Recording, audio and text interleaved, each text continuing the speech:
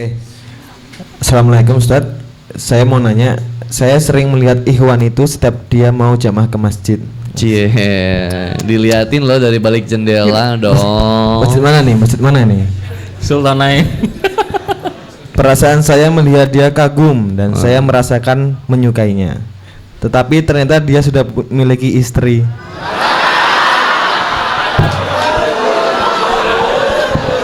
Aduh, bahaya ini. Tapi klimaksnya di sini, Dad. Bagaimana saya mengungkapkan dan mewakili perasaan saya untuk menjadi istri kedua?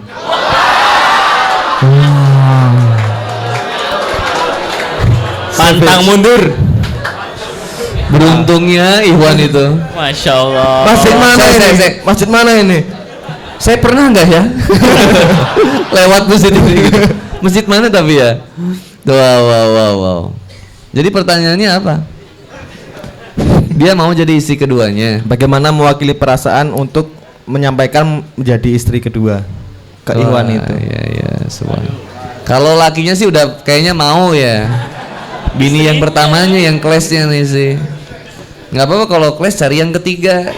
Jadi yang satu clash sama yang kedua, yang ketiga temenan sama yang atu. Waduh. Iya kan?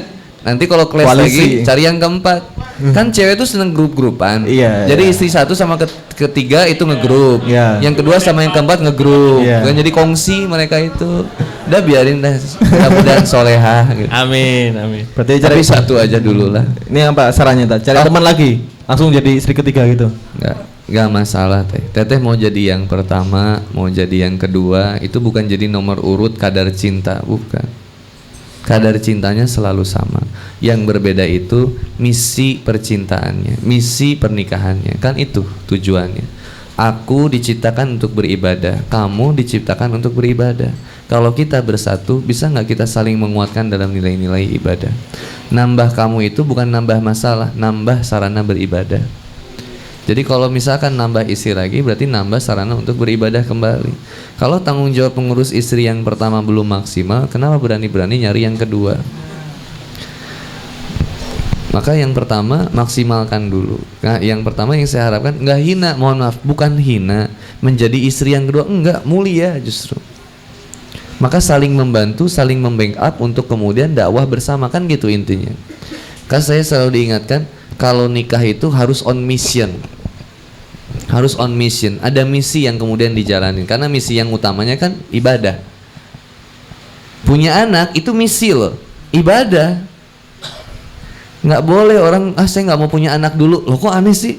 Anak itu rezeki, jalan ke surga, kok ditunda? Ini saya nggak mau istri saya pakai KB. Sebresnya jadi Bismillah. 7, 11, 12, Bismillah. Tempat produksi tutup, cari tempat produksi yang lain. Terus. Cabang Jogja. Karena artinya apa maksud aku? On mission. Dalam arti kita punya anak juga harus on mission kan.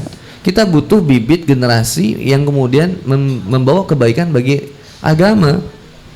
Masa punya anak cuman punya anak kayak mohon maaf kayak kucing misalkan, cuman dibesarin disusuin terus udah biarin aja. Enggak, kan kita didik, kita rawat, dan anak pun jadi sarana buat jadi apa? Jalan ke surga bagi orang tuanya. Maka memiliki istri harus menjadi jalan surga bagi suami. Begitupun sebaliknya, istri harus menjadikan suami itu jalan surga bagi dirinya, sehingga akhirnya kemudian dia pertemukan oleh Allah Subhanahu wa taala di jannahnya Allah Subhanahu wa taala.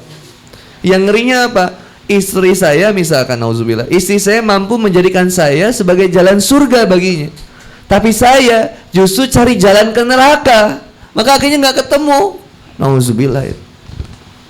Makanya nggak apa-apa, nggak banyak ketemu di dunia, nanti aja ketemunya di akhirat, brother. Dunia ini kan yang tadi anak saya biasa.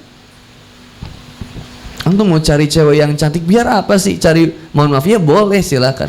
Mau cari wanita yang cantik segala macam. Cuman yang paling terpenting, cinta karena cantik atau cantik karena cinta? Cinta karena cantik atau cantik karena cinta? Kan mending cantik karena cinta. Kalau cinta karena cantik, cantiknya pudar, pudar juga cintanya.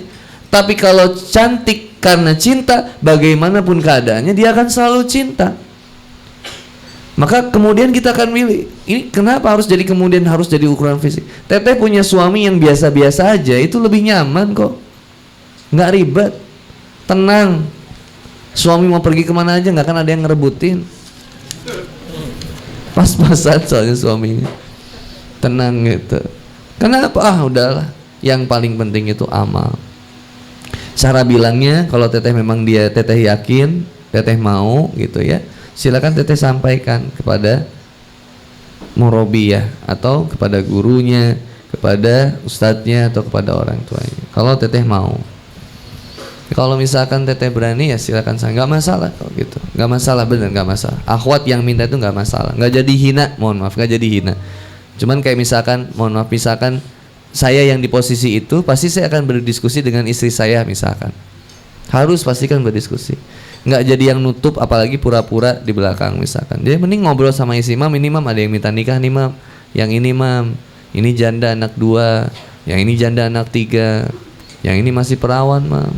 Nanti diskusi sama isi itu kan, pap kalau yang perawan mungkin perawatannya mahal pap, kalau yang janda tadi ini oh ini bagus janda misalkan, oh ini jandanya nggak terlalu muda banget, masih di atas mamam dan bisnisnya kuat, ini cocok bukan hanya jadi tulang rusuk papap, jadi tulang punggung papap juga cocok ya.